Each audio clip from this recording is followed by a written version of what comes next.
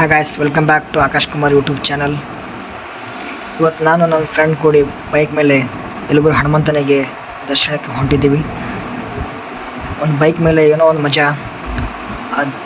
ಹನುಮಂತನ ಒಂದು ದರ್ಶನಕ್ಕೋಸ್ಕರ ನಾವಿಬ್ಬರು ಇಂಥ ಬಿಸಿಲಲ್ಲಿ, ಇಂಥ ಒಂದು ಬಿಸಿ ಗಾಳಿಯಲ್ಲಿ ನೋಡ್ತಾ ಇದ್ದೀವಿ. ತುಂಬ ಬಿಸಿ ಬಿಸಿ ಗಾಳಿ, ಮಾರಿಗೆ ಒಂಥರ ಗಾಳೀಲಿ ಹೊರಡ್ತಾ ಇದ್ದೀವಿ. ತುಂಬಾ ಏನಾಗ್ತಿದೆ, ಆದರೂ ಕೂಡ ದೇವರ ದರ್ಶನಕ್ಕೋಸ್ಕರ ನಾವು ಎಷ್ಟು ಕಷ್ಟ ಅಲ್ಲಿ ನೋಡ್ತಾ ಇದ್ದೀವಿ. ನಿಮ್ಮ ಪ್ರೀತಿ ವಿಶ್ವಾಸ ಹಾಗೆ ಇರಲಿ, ಬೆಂಬಲಿಸಿ. ಹಾಯ್ ಗಾಯ್ಸ್, ಇದೇನು ನೋಡ್ತಿದ್ದಾರಲ್ಲ ಕಾರು, ಈ ಕಾರ್ನಲ್ಲಿ ತುಂಬ ಸ್ಪೀಡಾಗಿ ಹೋಗ್ತಿದೆ. ಅದೇ ರೀತಿ ನಾವು ಕಾರ್ನ ಇಷ್ಟೊಂದು ಬೆನ್ನು ಹತ್ತಿದೇವಲ್ಲ, ನಮ್ಮ ಗಾಡಿಯನ್ನು ತುಂಬ 80 km/h ಗಾಡಿ ಓಡಿಸ್ತಾ ಇದ್ದೀವಿ.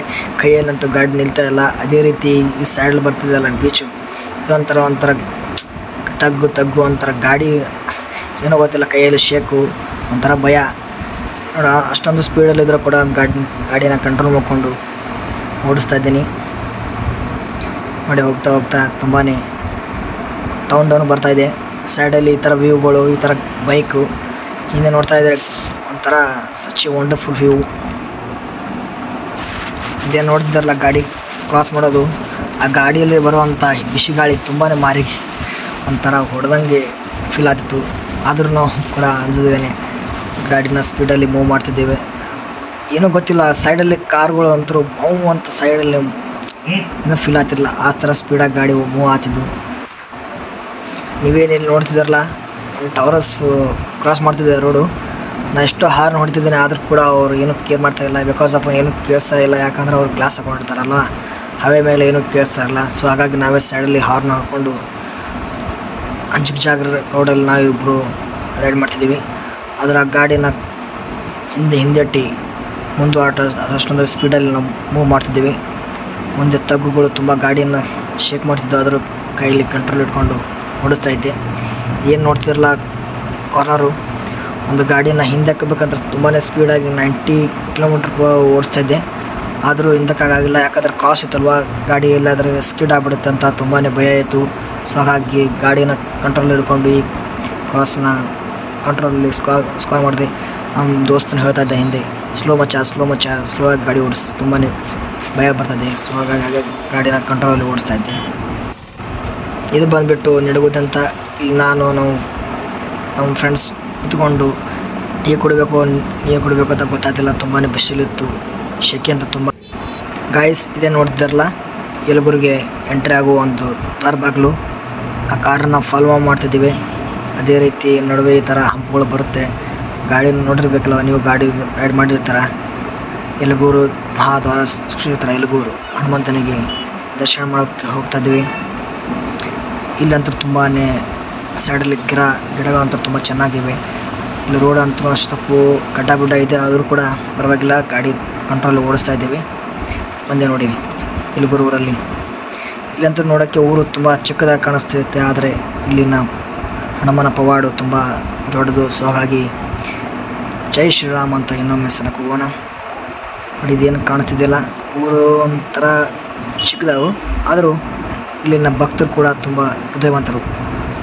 ನಾವು ಇಲ್ಲಿ ಹಾಯ್ ಗಾಯ್ಸ್, ಇದೇನು ನೋಡ್ತಿದ್ದಾರಲ್ಲ, ಇಲ್ಲಿ ಗಾಡಿ ಪಾರ್ಕ್ ಮಾಡಿಕೊಂಡು ಅಲ್ಲಿರುವಂಥ ತೆಂಗು ಉದ್ದಿನ ಕಡ್ಡಿ ಕೈ ಹಿಡ್ಕೊಂಡು ಶ್ರೀ ಆಂಜನೇಯನ ಗುಡಿ ಹತ್ರ ಹೋಗ್ತಿರೋ ಒಂದು ಸನ್ನಿವೇಶ. ಅದೇ ರೀತಿ ಪಕ್ಕದಲ್ಲಿ ಒಂದು ಆಂಟಿ, ಗರ್ಲ್ಸ್, ಅದೇ ರೀತಿ ಜೈ ಶ್ರೀರಾಮ್ ಒಂದು ಒಳಗೆ ಎಂಟ್ರಿ ಅದೇ.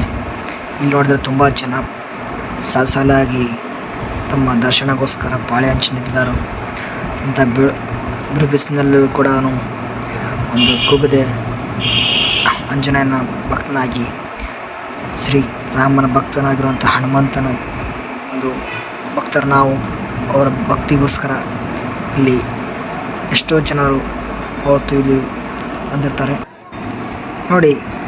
ಆಂಜನೇಯನ ಒಂದು ದರ್ಶನಕ್ಕೋಸ್ಕರ ಇಲ್ಲಿ ಸಾಲಾಗಿ ನಿಂತಿರುವಂಥ ಎಷ್ಟೋ ಜನರು ಅವರನ್ನು ಆರಾಧಿಸುವುದಲ್ಲದೆ ಅವರ ಮುಂದಲ್ಲಿಟ್ಕೊಂಡು ಪೂಜಿಸ್ತಾರೆ ನೋಡಿ. ಎಷ್ಟೋ ಜನ ಕ್ಯೂ ಅಲ್ಲಿ ನಿಂತ್ಕೊಂಡು ರಾಮನ ದರ್ಶನಕ್ಕೋಸ್ಕರ ಸಾಲಾಗಿ ಹೊಡೆದ ದೃಶ್ಯ ತೋರಿಸ್ತಾ ಇದ್ದೀವಿ.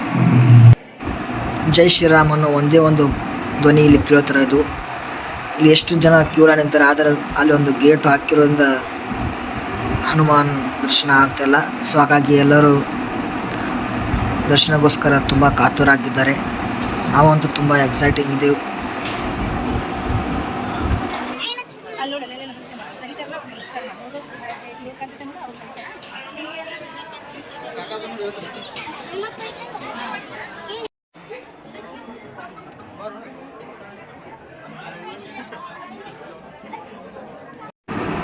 ಬನ್ನಿ, ಎಷ್ಟೊತ್ತಿಂದ ನಾವು ವೇಟ್ ಮಾಡ್ತಿದ್ದೆವು ಶ್ರೀ ಹನುಮಾನ್ ದರ್ಶನಕ್ಕೋಸ್ಕರ.